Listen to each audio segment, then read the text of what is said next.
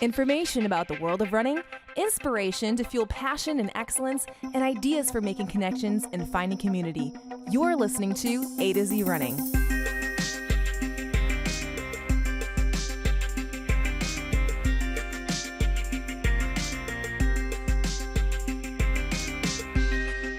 Hi everyone, welcome to the AtoZrunning podcast where we help runners thrive. I'm Andy. And I am Zach, and Chelsea Plummer of Maes Menu, recipe designer and marathoner, talks food for runners, specifically good food for busy schedules, and sharing several great recipes as well. So this is like practical to the extreme, but you also need to check out the post to get the full details. More on that soon. But stick around after that for the latest from the world of running, because we also will be discussing things like some more cross-country championships, which are always interesting, and an exclusive World Athletics interview with Eliud Kipchoge, The legend himself.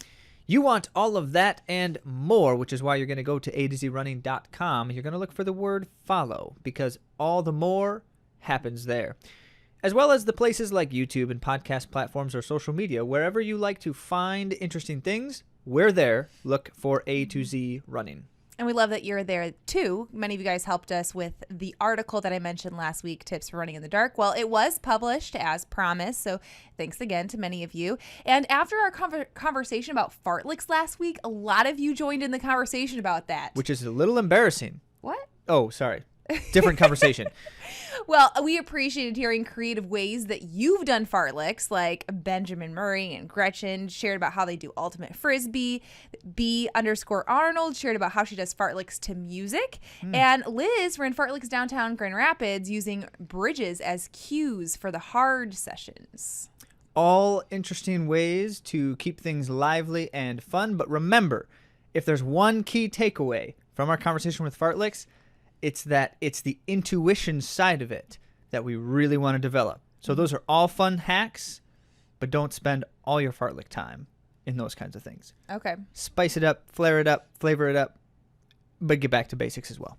Awesome. Cool. Well, that about does it for the moment. So let's get right to our main topic in our conversation with Chelsea Plummer.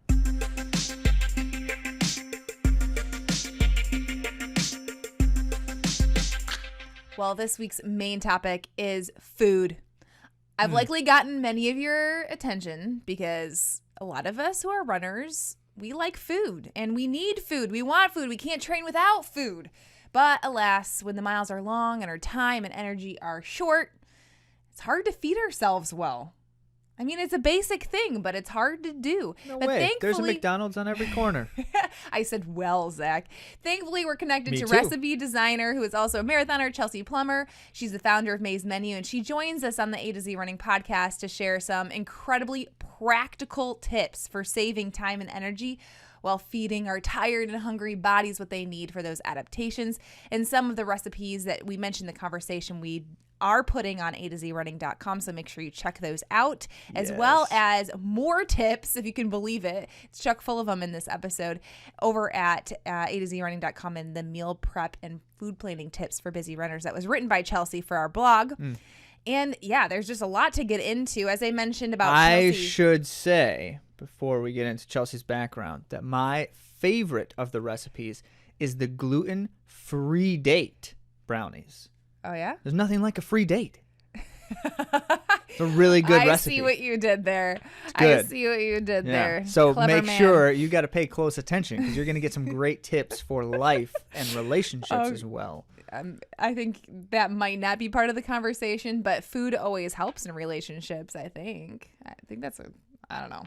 Okay, we're getting off topic here. So again, like I mentioned, Chelsea's the founder of Maes Menu. She's a recipe designer, a content creator, and now a food photographer as well. Her photos are awesome. Chelsea is, like we said, a marathoner, and she actually trains with us. And she specializes in healthy and easy recipes for active lifestyle.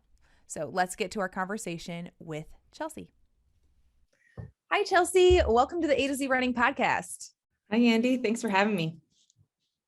Oh, well, it's our pleasure. We're so excited to chat with you about food, because the one thing that runners might love more than running, it could be food. And they go hand in hand, because we need a lot of it as runners, as distance runners. And Totally. as I wrote in a message to you, a lot of us are long on miles and we're short on time.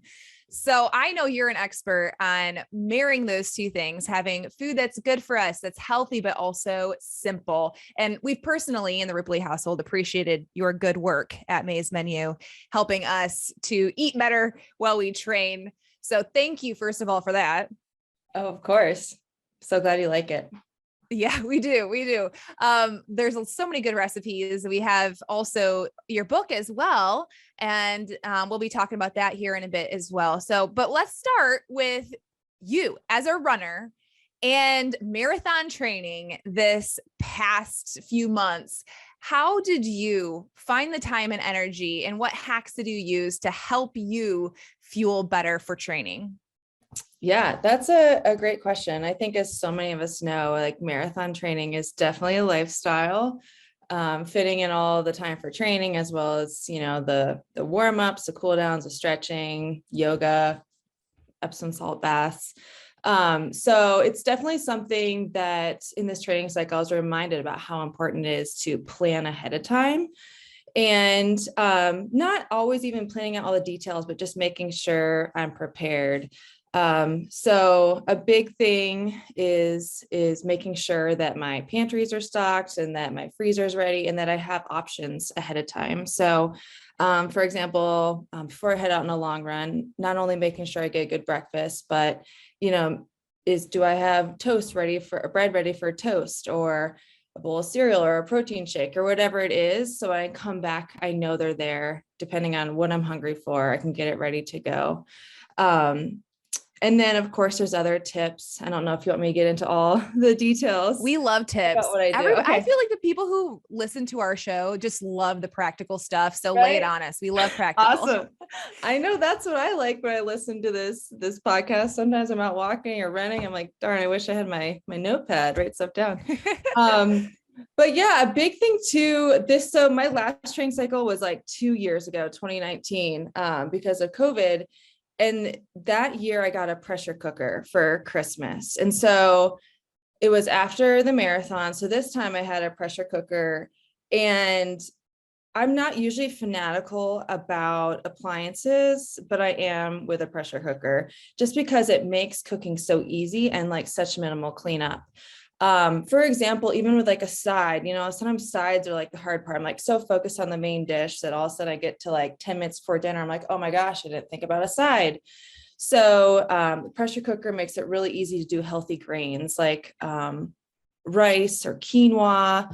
Trying to think what else, but any of those kind of like grains that take like 20-30 minutes, like pressure cook for a minute, literally. Of course, it has to come to pressure and depressurize, but it doesn't overflow onto the counter or any weird cleanup, just in super tender, great side. So I make use of those when I plan ahead for the slow cooker. That's a great option. So don't be afraid to like utilize those appliances. Another thing that is really helpful is when I do have time to cook, like cooking in bulk. So especially things that I could freeze or like refrigerate well for later. So soups, stews, chilies, casseroles, basically anything that it doesn't have fresh vegetables or seafood in it that will freeze well or save well, I will make lots of, like large batches. And if you're concerned about getting sick of eating the same thing throughout the week, I usually think about like dishes that I can enjoy different ways. So like a chili, like I could eat just the chili, or I could put it over rice, or put it on a burger. Like there's many different ways you can enjoy chili or throughout the week. So that can be another fun way to like get the most out of your cooking time. Mm-hmm. I have started utilizing that more. I read your tip about doing that because sometimes with leftovers, it will sit like freezing the leftovers. Sometimes my family won't eat it like more than once. And I don't have the mental capacity to get creative and make it into something else, but I'll immediately put it in the freezer. So then in a week or two, I'll pull it out and we're all ready to have it again. Yeah. And that was a great tip that we have Awesome. definitely benefited from, me personally, because I do the cooking in this house. Not that Zach's not willing, but he would probably just eat like bagels all day if it was up to him. So that's awesome. that was a great tip of saving it for later. And something that you had written about the frozen vegetables and whatnot, I thought that was a really smart thing too. And I know a lot of people will go and they'll buy frozen vegetables, but I think first of mind when we're going grocery shopping, we're like, we need these fresh foods to be healthy, and we do, but then we don't get to the store and then we run out of these things that are high in nutrients and are going to help us be better runners. So having that in our back pocket for those times that we run out, and then also time saver, right?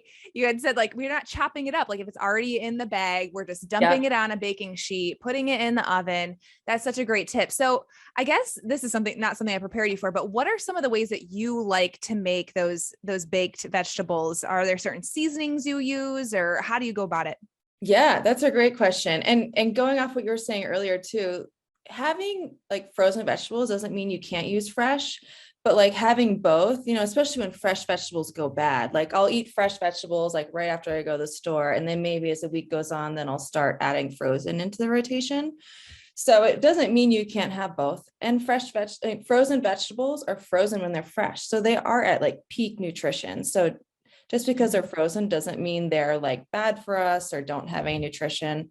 Like disclaimer, I'm not a dietitian, but everything I've read about frozen vegetables, like, they're not bad for us, or I think lacking in any nutritional qualities. But when I make my roast frozen vegetables, I had this like game changer moment a couple years ago when I was just kind of desperate, out of fresh vegetables.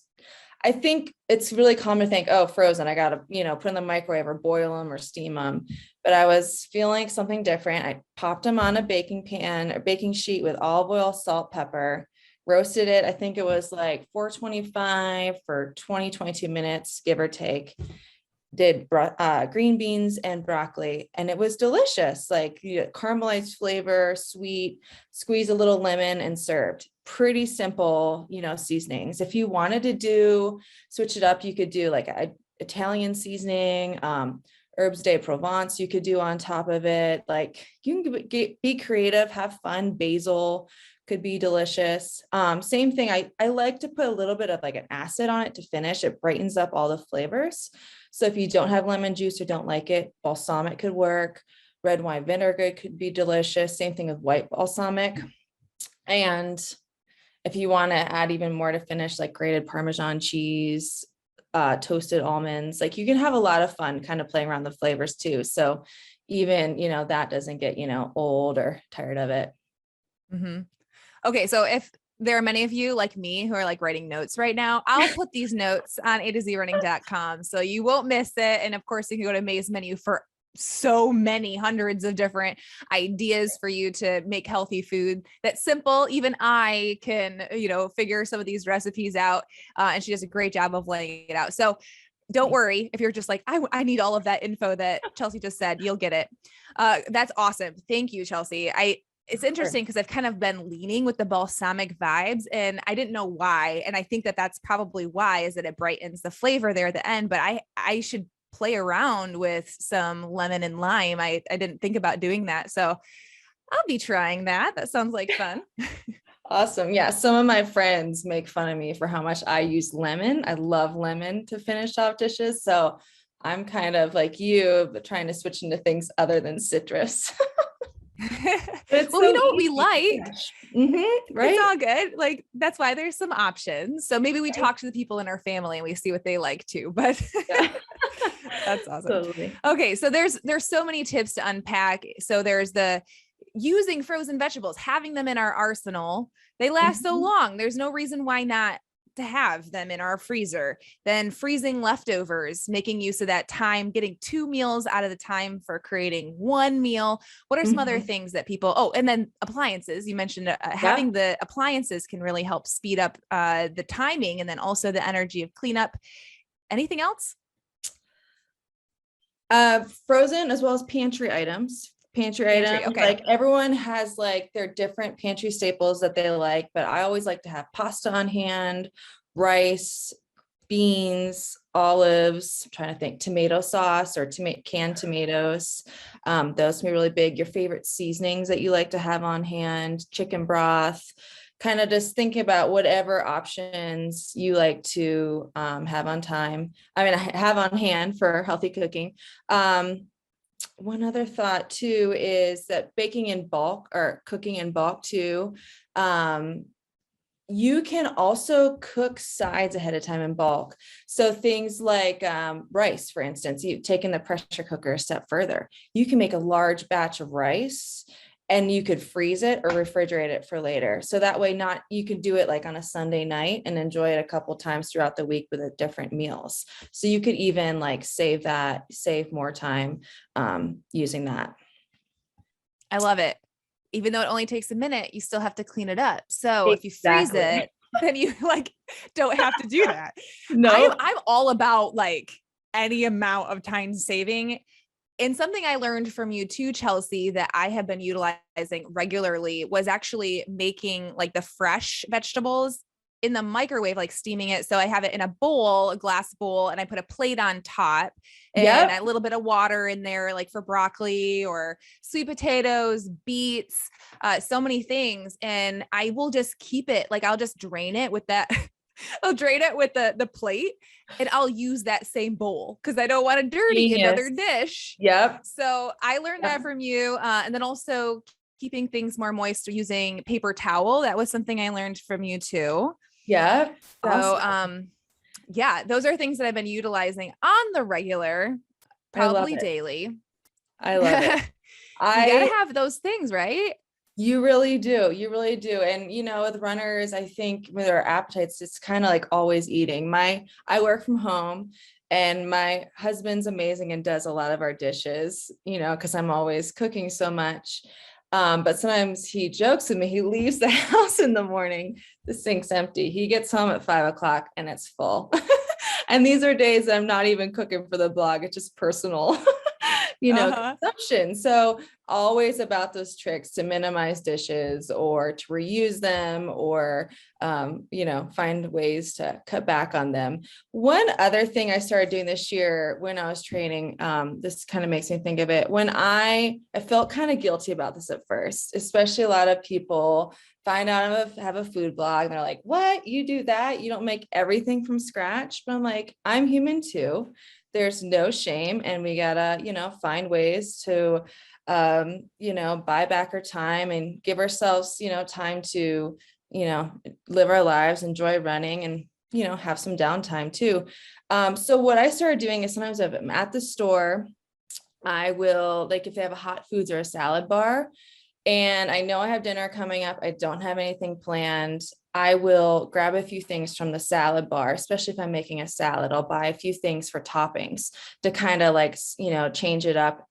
In particular, things like roasted vegetables or butternut squash, pre-chopped vegetables, buy a bag of spinach or romaine or whatever lettuce I'm using. And then basically just come home, be able to pop the roasted vegetables or whatever on top and make a salad.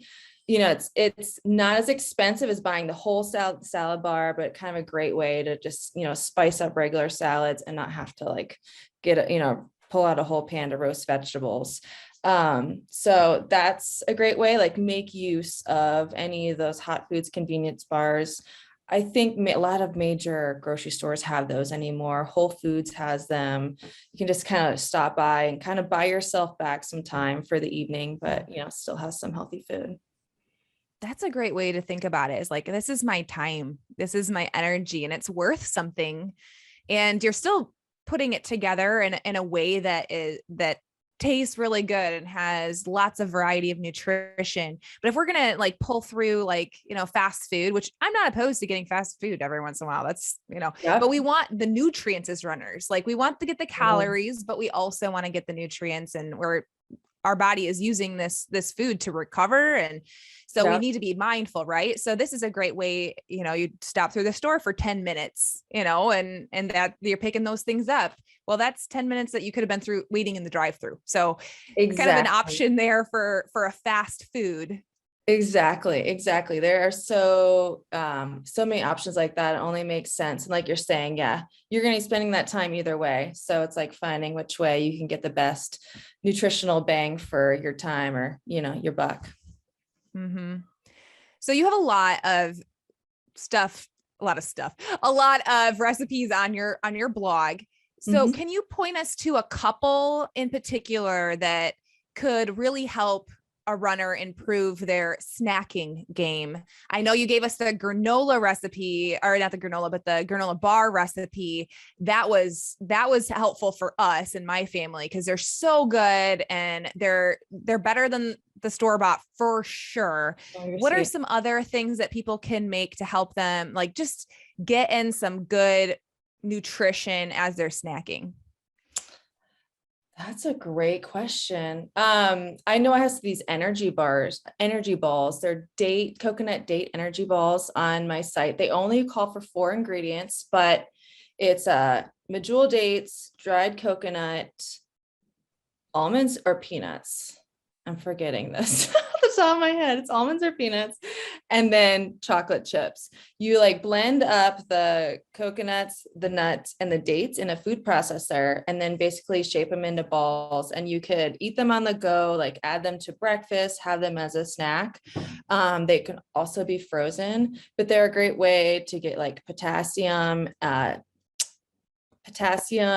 carbohydrates, healthy fats. I know those are really popular. I created those based off of the Girl Scout cookies. I think they're called Samoas, and they have another name too. But based off of that, because I was so into the Girl Scout cookies this year, and I was like, cookies are cool, but let's also find a nutritional way to enjoy these flavors. So I know those are really popular. I'm trying to think what else I have on the site off the top of my head. Well, you have lots of different breads and things, which I snack on quite a bit. Yes. There's a apple cinnamon bread. We work together to create that post.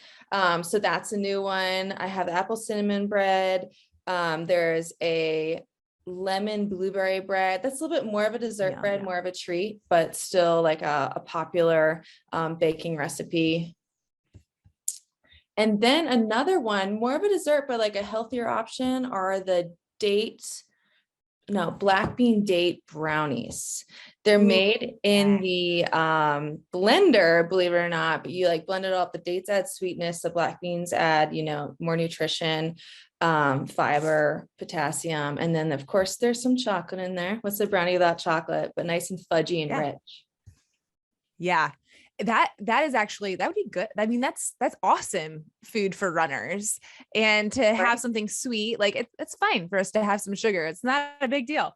And have chocolate. That's good. But then having like those sneaky things in there that actually are more nutrient, I think that's what a lot of us want and need as part of our running routine. And personally, I think it's not hard for me to get the calories all the time because I do have like some good hunger cues in my body, but then finding ways to make things more nutrient, that is a struggle. And that's why I had you on the podcast today, because you just went through this whole marathon training cycle and you've developed these recipes. And I think it's just extraordinary to be able to have the simplicity of like stuff that we can actually do and do it quickly, but also have the healthy meals that are going to help us feel better and perform better.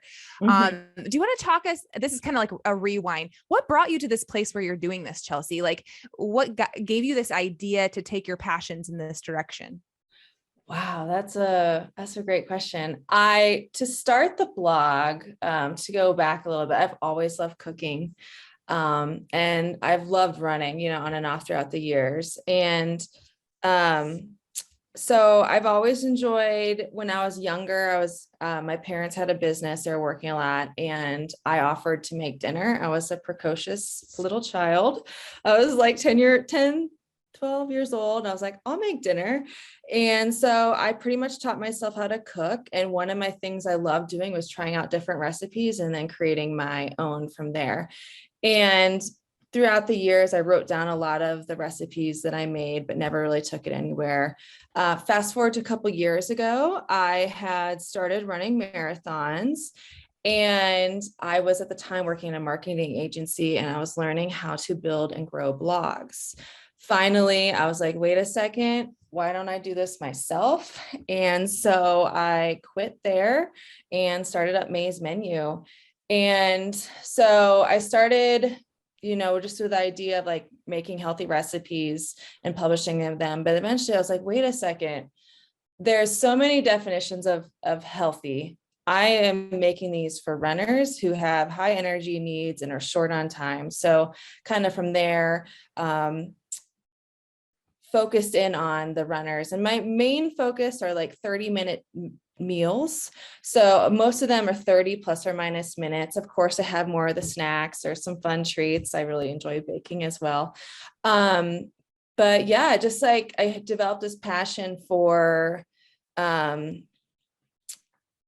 getting more recipes out there for busy people, trying to break them down. I think cooking in general can be very intimidating.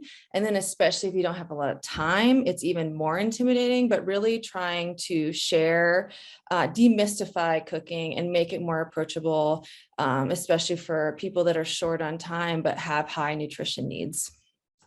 Mm-hmm. Yeah, that's so important. And I'm so thankful. My favorite food is the Buddha bowl. That's my favorite. Oh, sweet. Yeah. In the ebook. Out of all meals everywhere. Oh, I love it. In the history of time. That's the one with the tahini dressing, right? It's yes, the tahini base. Oh, that's awesome. Mm-hmm. Yep. And that's from the book. So can you tell our audience about that? Yeah. So I have my ebook. It's called Fueled 30-Minute Dinners for athletes or runners. I might have just butchered that, but that's the basis of it. It's I have 30-minute dinners, and they are all made with accessible ingredients, no special appliances. Pretty much, anyone who has 30 minutes in a kitchen and and a stovetop can make these recipes. There's everything from soups and stews to Buddha bowls to stir fries and pastas. And all the recipes are sorted by dietary preference. So there's gluten-free, vegan, you name it.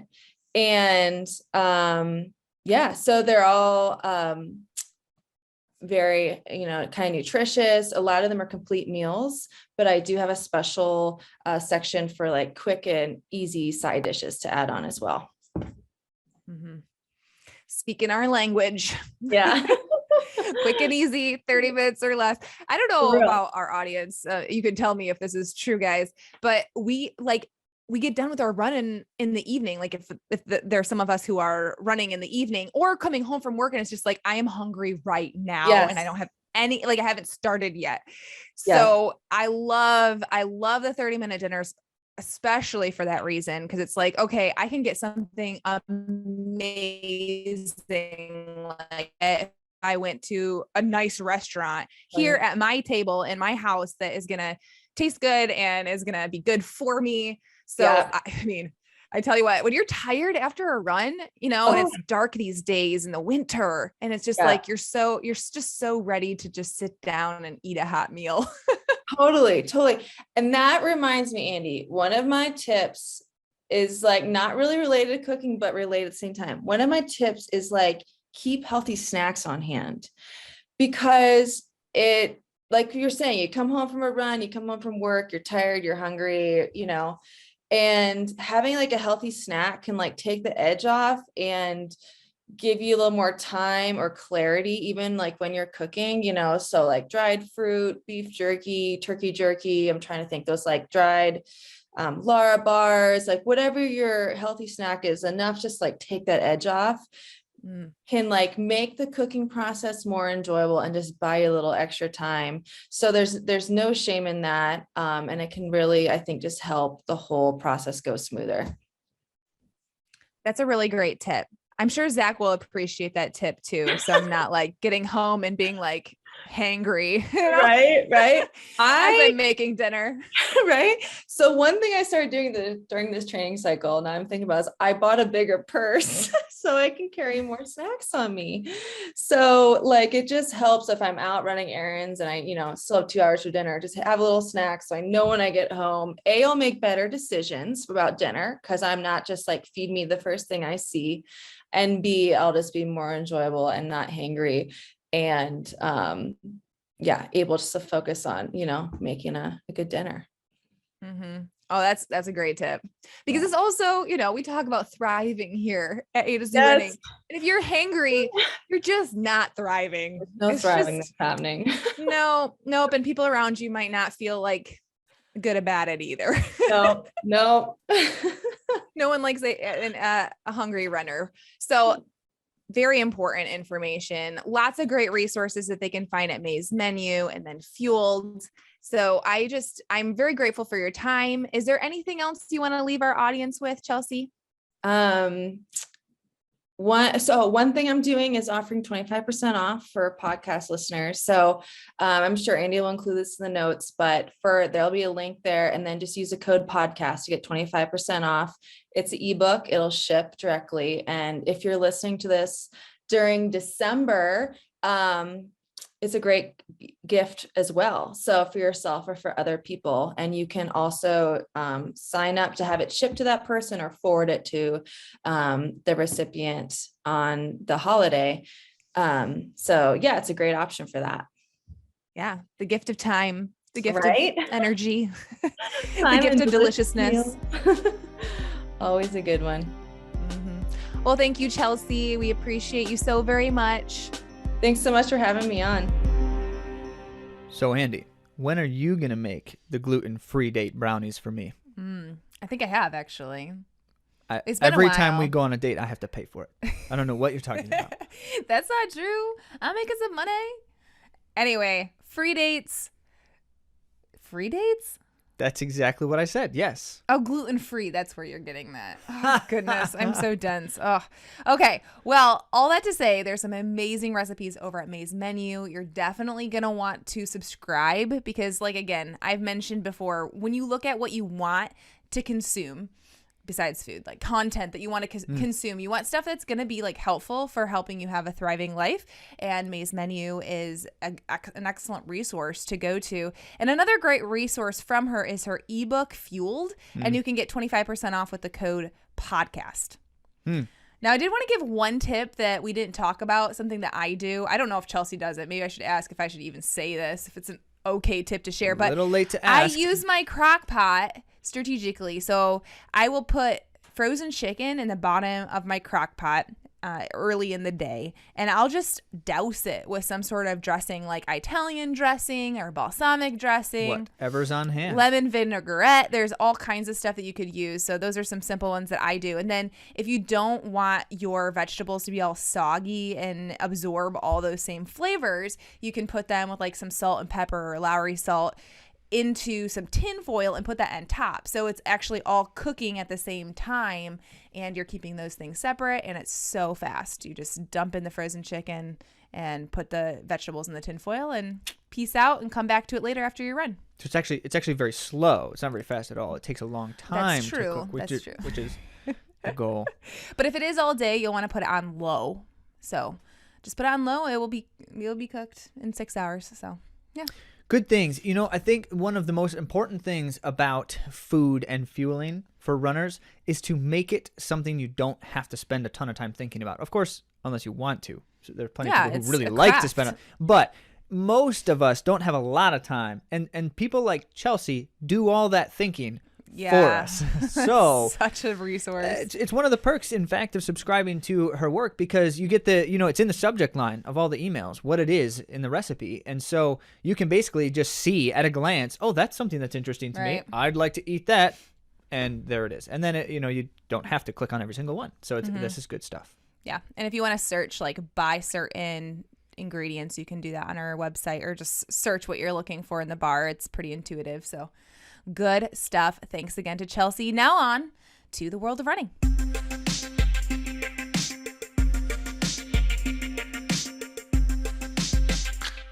First up, from the world of running, the East Bay Cross Country Nationals. So you heard us recently talking about the Running Lane Cross Country Nationals for high school, and which usually is the Nike Cross Nationals, but Nike didn't do it this year.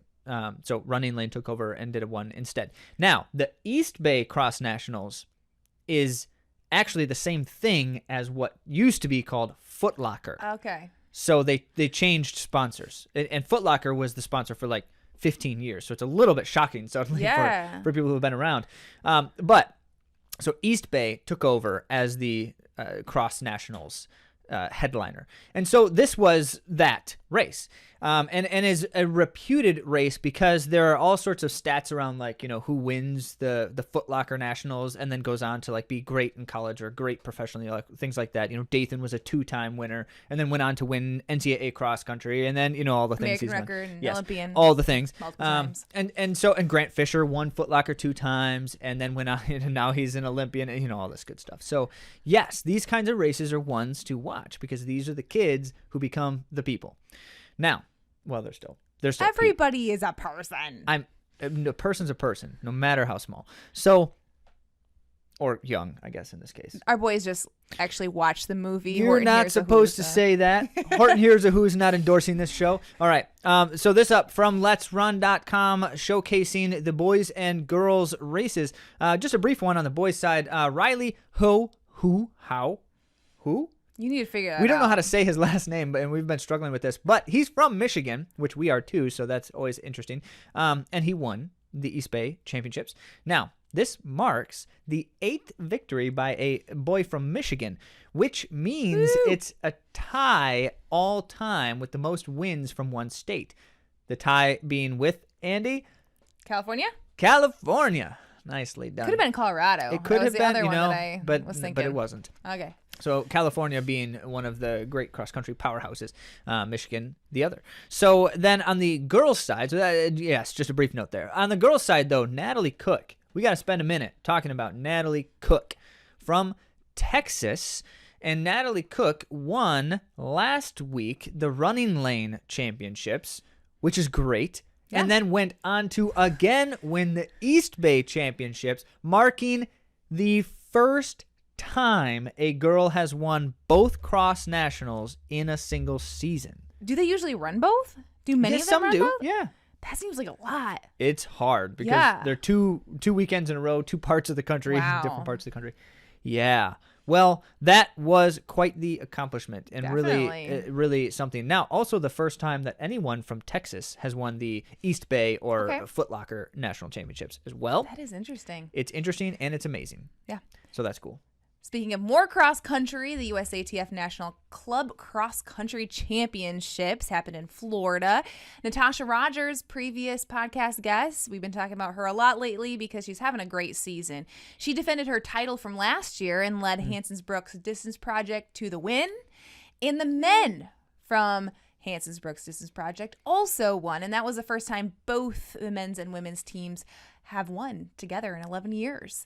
And leading the men's side was Zach Panning in the runner-up position, and the winner for the men individually was Franklin Tanui of Nike.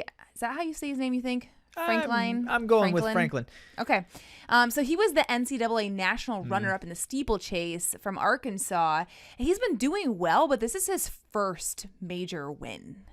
So it's kind of cool to see that. And also, what do you think about the whole steeplechase connection? What do I think about the steeplechase? I know. I'm good saying, like, steeplechasers are often good cross-country That's what I'm runners. wondering. That's just a general rule. All right. Yes. That's my little side note. That's a good side note. Okay. Now, I will just comment very briefly because we're talking about the club cross-country nationals. And so it's always an interesting conversation because the individual places and the individual winners and things like that don't really get anything. Like it really is a club contest, and then individuals can run, and whether or not they're on a team is not relevant because they can still run individually. But it's one of those where it's like, why would someone run a different race instead of this one when it's a chance for a championship? And most of the time it's because there aren't prizes for individuals in this one. However, you can join Team USA and be invited to compete. Be invited, yes. For Team USA, via this championship, depending on your placement and if you're doing well on the season, they'll take the people who compete well at USATF National Club Cross Country Championships, and they'll represent Team USA globally. There's a couple different races. The way this works with cross country, it's always a kind of a fascinating thing. It's very different than track and road racing, which I kind of like. Cross country has its own thing with this. The first is there's a club championship and an individual championship, two separate ones. The USA individual cross country championships will be at a different date. It's usually like in February. But with the international contest, there's also multiple layers there. There's a world cross country championship. It's usually in March, and it's usually those from the US individual championship. The best from that are the top selections. But there isn't as clear-cut a selection process for these U.S. teams as there are for like the Olympics and things. So instead, it's kind of just like the committee can decide whomever they want to invite to these cross-country contests. And so they do that. But what they'll do is something like Club Cross, which is earlier in the year. It's in December. And then the international contests start in usually around January, and then there's one or two of them, and then there's the World Championships later on. So what they'll do is they'll start inviting people like from club cross-country championships to compete at these like regional level or area level. So there's two area level cross-country championships that U.S. does, the NACAC, which is North America, Central America, Caribbean, and the Pan Am, which is like all of the Americas, including South America in that one. And so the U.S. competes in both of those as well as the World Championship. But getting to compete Team USA, that's pretty cool. Right. So it's almost like you have to you have to do the right things to be able to put yourself in a position for consideration for these things, because they're not like widely known and they don't announce some kind of selection criteria. So instead, like in this case, Franklin Tanui, he'll be invited to compete in NACAC and Pan Am cross country championships because he won this race. And they may invite the top 10 or so. That tends to be the normal, although it's not always consistent. But it's kind of silly because you finish this race, and the first thing that happens when you finish this race and someone hands you a piece of paper, just a regular piece of paper, and that's your invitation. And it like just basically says, hey, if you want to be considered for the team, go to this place at this time. It's kind of weird. Like decide now, it's a little right? secretive. Oh, yeah. Like the moment you're in oxygen debt. And it's like, go to this place at this time. And if you're not there, we'll pass on you. So like you have to make sure you can find the place. And it's usually in about 2 hours or 3 hours from when they hand you the piece of paper. It's weird. Very funny, but also kind of cool. Exciting, yeah. Exciting. So that brings us to number 3 on our list, which is a fascinating. We talk too much about Eliud Kipchoge. No, as a running talk culture. too We much do. about him. No, but we do, because that means we're not talking about other people more, and Well- we should be talking about more people too, and not just Kipchoge all the time. But one of the reasons why we talk so much about Eliud Kipchoge versus other runners is because he is a universally adored and appealing athlete, and that's not a terribly common thing in the sports world, certainly not today. Now the question, of course, is why is he so universally, and we're gonna see a touch of that here, because World Athletics did a deep dive interview with Kipchoge on December 10th, and so they published that on their website. We've got links to it if you want to check it out in full. We just have a couple quick takes here. The first would be just thinking about his training a little bit. And here's the way he describes this. He wrote, I need time to train and to prepare my system well. 5 months is good for me to have enough mileage in my muscles. Although he says mileage, but then he talks about kilometers. That's always been confusing to me. So he's using mileage in the because he's generic term. appealing to everyone. I know, but globally. Remember, but Zach? The point is, okay. Anyway, he says it's not boring. I always wake up motivated and ready to hit the road. And you love that, right? Because it's like this guy loves to run. He runs a lot. He does love to run. And he loves to run. So 5 months, 20-ish weeks, that makes sense. Yep. Most pro runners, their seasons are right around that, especially the long distance stuff like marathoners. Also, Kipchoge only races 2 times a year. Sometimes, in very rare years, he'll do a couple of like exhibition types of events. He'll go run a race that isn't a World Marathon Majors or Olympics, but not very often. Very rarely. And that's interesting. It is interesting. I personally think that's one of the reasons why people like him so much, for the reason that scarcity breeds demand. Yep. So because he's not a common entity in the running world. You don't see him very often, so it's kind of like a special thing. Kipchoge is running another race. So a little bit. But I think more to the point, he loves training. Yeah. He doesn't just do it for the race. He loves training. Yeah. Because if he didn't, he would be racing more often, I would think. However, my point here is that I think that part of his longevity, and we'll discuss this in a moment, has to do with how little he races. Okay. And we'll come back to that. So the next thing, he noted just a quick reflection on his Olympic side of things and kind of a clue into what Kipchoge is intending. He said winning back-to-back Olympic golds was a great goal to have, and although I'd like to win a third one, ... I just cut off the rest of the quote. All right. So, yes, Kipchoge is planning on just continuing to do this thing. At one point in the interview, he mentions like he wants to retire quietly when he does, but clearly he's not intending to do that yet. Yeah. So, a note here, there are only 3 athletes who have won 2 Olympic marathon gold medals. 3. One of them, we're not going to count because he was almost definitely part of a covert drug cheating program endorsed by East Germany back when Germany was still split in the Soviet era. And it was just widely assumed that most of these runners at this level were doing things like that. And then it later came out that East Germany was intentionally doping their athletes. Okay. So we know that. We don't know for sure if he was one that they were doping, but we're assuming so because he did things that he shouldn't have been able to do. But that means Kipchoge is one of 2 potentially legitimate runners to have done this, and the other one was in the 60s. So it has not happened since the 1960s, which you could say since the 60s, the running scene has exploded globally. So there's a lot more competition, and yet he's done it. Now, that said, no one's ever done 3.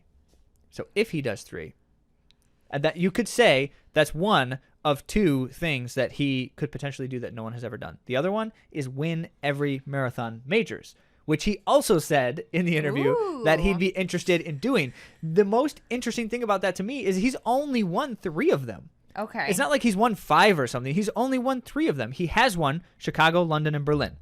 He has not won, and I don't even know if he's ever raced Tokyo, New York, or Boston. That would be so fun. Wouldn't it? I am very intrigued. Yeah. There are a lot of great runners on the scene, so it didn't look like he had to work for in the Olympics, but I feel like... Well, he lost the London Marathon. I know. Yep, so... yeah. We'll see. But anyway, he sounds like he's going to continue doing it. Now, here's our reflection on how longevity. So he has been at the height of his running for over a decade. At the height for over a decade. That's amazing. So how? Because no one does that. Nobody does that. People can stay good for a long time, but nobody at that level for that long. So I think I have 2 theories. One, I think because of his scarcity of racing, he's not. So think about the Arthur Lydiard thing, train, don't strain. He is not straining himself hardly at all in terms of like overstraining or overworking, if ever. Clearly, some of the marathons that he wins, he doesn't have to run them all out to win them. Clearly. So there's a question there. Like he just doesn't redline. So I think that that's part of it. But the other side of that is he must love running, just training, period. He must love it because he does so much of it and does so little racing and always talks about running like it's just a wonderful thing. He's just so positive. Great advocate for the sport. Great advocate for the sport. Now, the other side of that, and he expressed this in this interview. I'm not quoting it in this instance, so go back and read the interview to see more of it. But he's said this many other times before, which is he likes the simple life. And it's clear that a kind of like a mundane monotony is something he enjoys. And so his life, which is really exactly that, he does not travel a lot. He does not race a lot. He lives a fairly routine, mundane, although you couldn't really call it mundane because of who we're talking about, but he does that. So I think that's huge. How is it that we can be at our very best? We reduce the negative stressors and impacts, and we maximize the things that help us thrive. And clearly he has been doing that. Mm-hmm. And maybe part of that, though, like if we were to look at all different kinds of lifestyles, maybe that contentment is part of it, because like him not travel. He's traveling to race some and traveling, I'm sure, to speak and do things like that. So I'm sure he's like doing some things, but there's a level of contentment that he has while he's working hard and he's disciplined, and he congratulates his competitors, and he seems to have a sense of peace and contentment that might help him reduce that stress, as you spoke of. The interesting thing about that is I don't see him, from the perceptions that we get, as this like all in just fiery, passionate. Like, he's much more subdued than that. And he doesn't strike you in the way he talks about running as like a do or die kind of mentality. Instead, it's just like, just do and just love it. Yeah.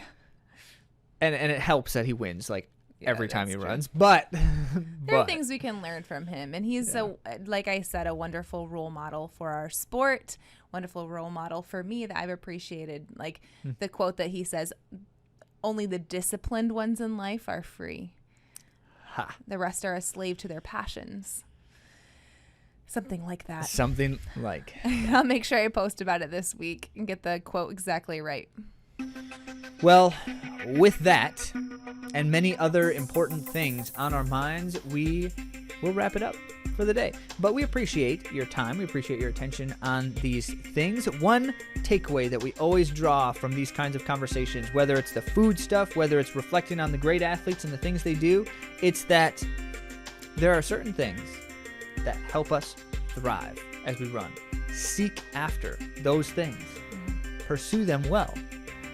And we'll at least start heading in a good direction. With that, if you need help seeking after some of those things and pursuing them well, you know that you can find us at AtoZrunning.com. And you know we've got a word there up the top. It says something like coaching. And if that is of interest or need for you, feel free to check it out. Thanks so much for joining us, and have a great week.